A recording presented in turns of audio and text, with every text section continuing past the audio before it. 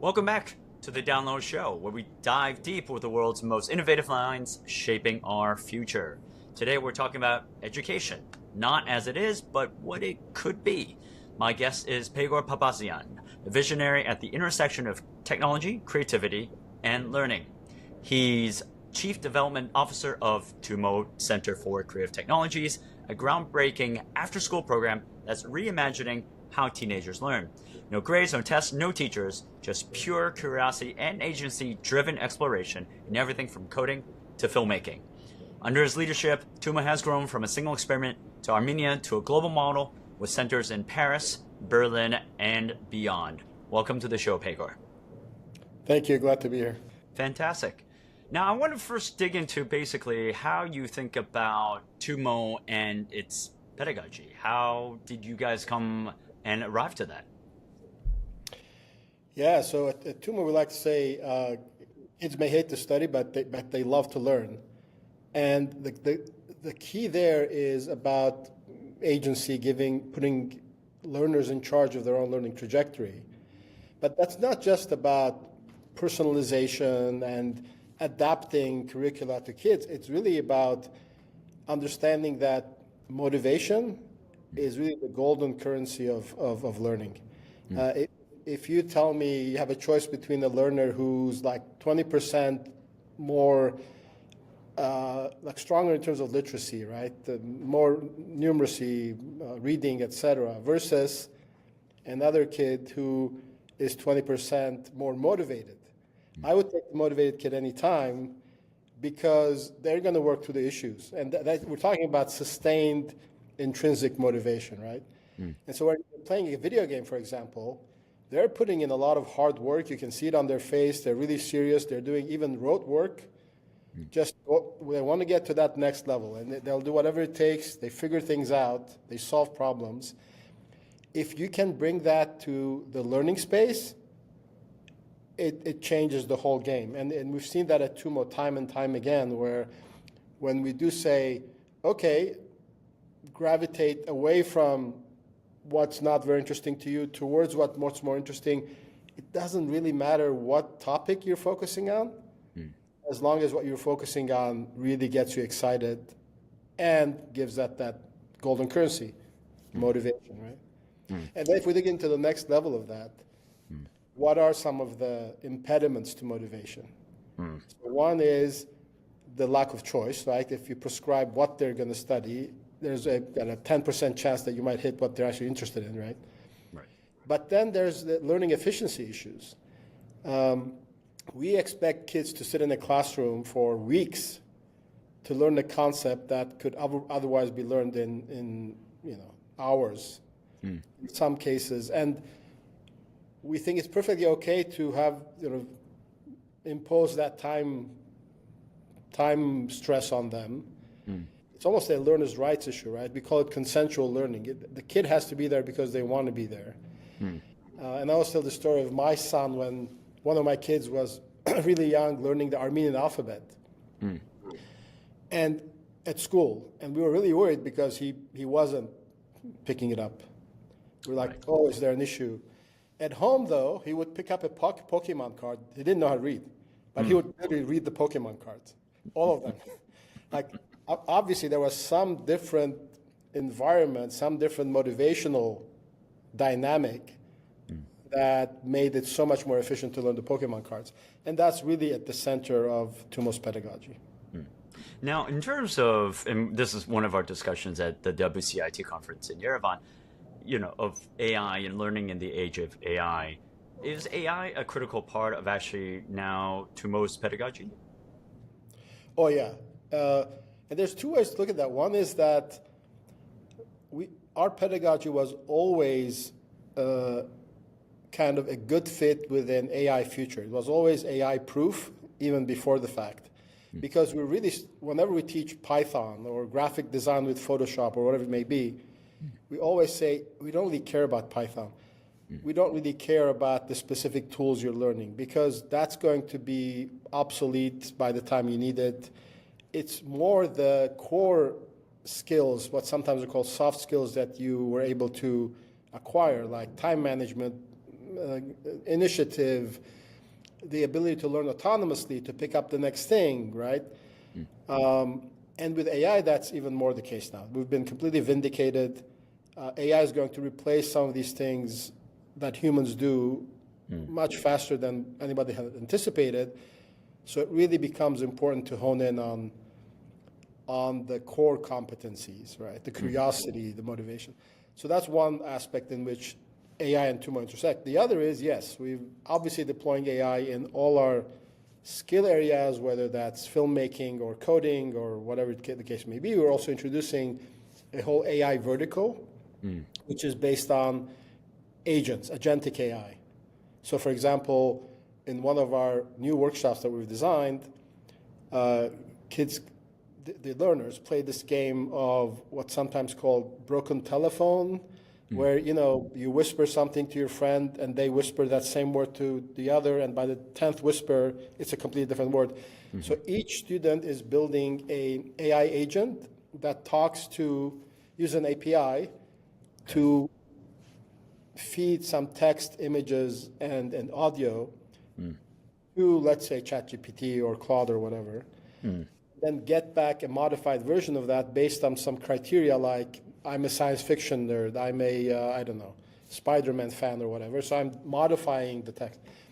And so it starts with one of the students coming up with the backstory, a jingle, and the image for a superhero, feeding those to the next learner's bot, which then transforms it, feeds it to the next, and by the time you're done, you have a completely different thing. They laugh, they have fun, it's interesting, but they made some API calls, and it changes their life, right? And the next conversation about AI, they know it's less interesting to talk about, is it conscious? And it's more interesting about how can I use this to make my agent, right? And so those are kind of the things that we've already introducing, and it's really exciting stuff. Fantastic. And maybe to add a third component, which is how we're using AI in our educational process. We're not big on AI tutors, simply because others are building such good ones. We'll just incorporate whatever others are building. We're building AI coach, so that this is the coach that can be a companion with the kid when they're making choices about what to do next. So the coach will say things like, oh, there's this learning lab coming up in 2 months. I know you're really into game development. You're not going to make it because you don't have the prerequisites. Why don't you ditch this animation thing you're doing, do some coding so you can get the things like that, which, again, feed directly into the motivation aspect of the pedagogy. Now, it's interesting that I want to talk about the human element out of this. So it sounds like you are doing a lot of AI stuff. But I also recall when we were talking in Yerevan, you were saying, especially during COVID, you actually insisted that, I believe, students actually go to the center because the human element is still very quite critical, whether it's the tutors, whether it's the social element. Can you talk about still that human element within kind of the AI element that you have across the three kind of spheres? Where does the humanness come into all those? So during COVID, we did do a distributed from home version of TUMO. It worked quite well, except we started losing the more marginalized kids, the ones that were from disadvantaged socioeconomic backgrounds. They were less well equipped to participate in that mode, maybe because of technology, maybe because of other factors. So after COVID, we brought everybody back. We abandoned the online model. Yes, it's not, of course, the human aspect, but yeah, the social aspect is really what matters. Being with other kids, not having that feeling of isolation and loneliness.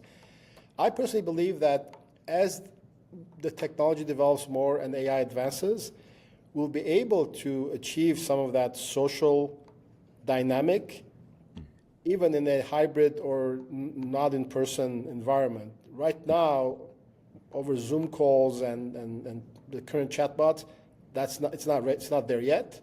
But it's not like we're religiously opposed to not being in person. What we want is the social aspect to help us out.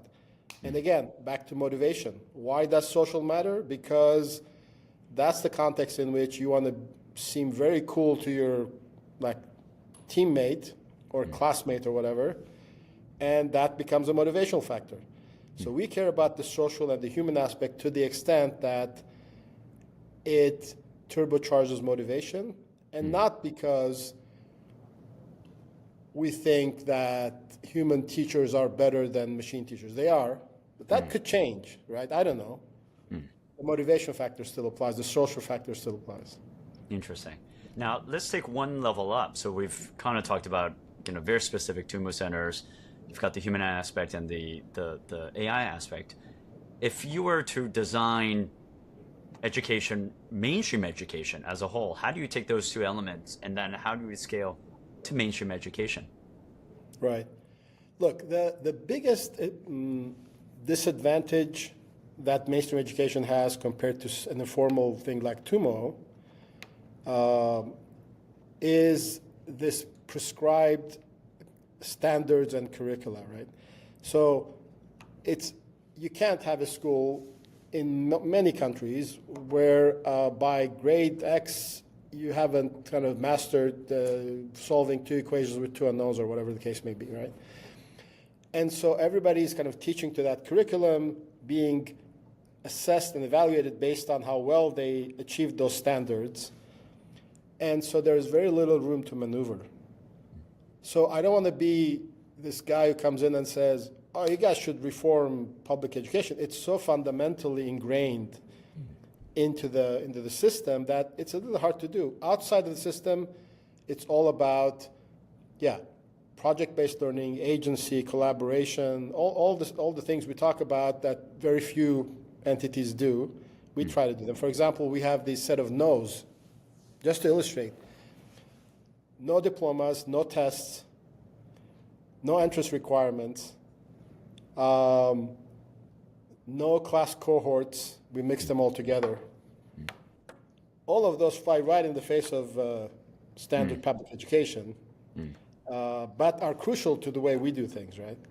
And so and it turns out you don't need grades and diplomas and tests in order to achieve amazing learning outcomes. We're seeing it time and time again. In 2023, there was a longitudinal study done on the past 12 years of TUMO's operation in Armenia and 6 years in Paris, which is our oldest international center. The results are very impressive. I mean, kids are performing better in school, better in university, getting better jobs, making more money if they've been to TUMO, without any competition between kids. So it's a myth that you need that. What you do need is motivation. So if you're not achieving intrinsic, sustained motivation in some other way, you can do it by having tests and punishing them if they fail. That's the next best thing, I guess, but it's not nearly as good. So you're basically saying the TUMO model as it exists right now can only exist as a out-of-school program? Until some legislation changes and some... Look, when we started TUMO in Armenia many years ago, it was a bit of a reaction against the Soviet-era education style that Armenia had inherited, right? And then as we started expanding globally, we realized, wait a minute, all school systems are a little bit Soviet at their core, right? And so and that would have to change at some level in order for something like TUMO or the TUMO pedagogy to start working in a school environment without, breaking laws and, defying standards and so on. So it's almost as if it would have to be recreated from the ground up, actually. Yeah, unless there's some way of kind of creating a parallel stream. That's an idea we had once, to create these lighthouse schools that are experimental and that end up proving themselves as being kind of very effective. I would love to have a TUMO-style math curriculum. Right? We don't teach math per se. Interestingly, TUMO kids perform better in math in school than the non-TUMO counterparts. Even when we compare somebody who has been at TUMO for 1 year and somebody who just entered TUMO, the 1 year kid performs better in math at school, even though we don't teach it. Why? Because of motivation. Again, I'm the same word. I would love to have a curriculum which, in parallel with graphic design, motion graphics, coding, robotics, has linear algebra, right? Number theory, etc., in the same project-based self-learning combined with workshops model that we use at TUMO, I think it would be super effective. We don't do it now because we don't want to directly replicate what schools are doing, so we complement what they're doing. But I think it would work perfectly well and would love to experiment one day. Tell me a little bit about this upcoming AI Teens conference, TUMO AI Teens conference that you have coming up. Is it the fact that you're fully more integrating AI? Is it the fact that you're moving kind of a worldwide global, it seems like a global kind of conference from all over, of all TUMO participants? Tell me a little bit more about that. So we now have TUMO centers and upcoming TUMO centers in many parts of the world. 16 of those locations are participating in this conference, starting from Takasaki, Japan, through, Bangalore, Mumbai, Kampala, Yerevan, all the way to the European centers, Amsterdam, Paris, Berlin, ending up in South America, the East Coast, in Buenos Aires and Montevideo, and finally in Los Angeles. And so it goes from east to west, following daylight. It's an in-person conference in 16 different locations connected to each other with a live stream, right? So it's sort of in-person live hybrid or in-person streaming hybrid. But the idea is to give teenagers a real voice for once, right? When we talk about AI for teens, we're very quick to point out or assume what they're interested in, what they should be worried about. Here's the dangers that it poses. And when we're talking to teens, they have very different, sometimes counterintuitive ideas. Sometimes they're more conservative than the adults. Sometimes it's the opposite. You'd be surprised. Like, for example, they're deciding what kind of guests should be speakers.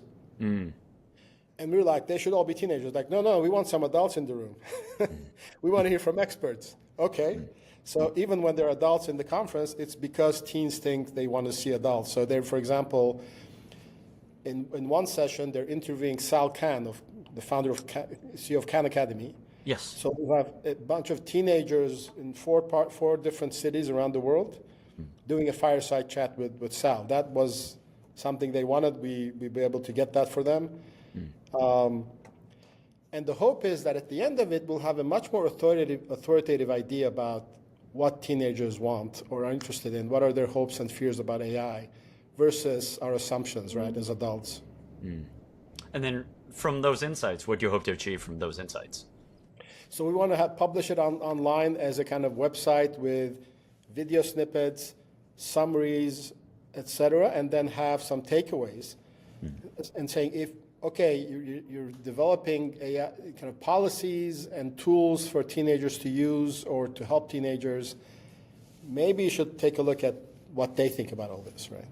Interesting. And I assume a lot of policymakers, they haven't even grasped actually how AI kind of touches adults, much less teens.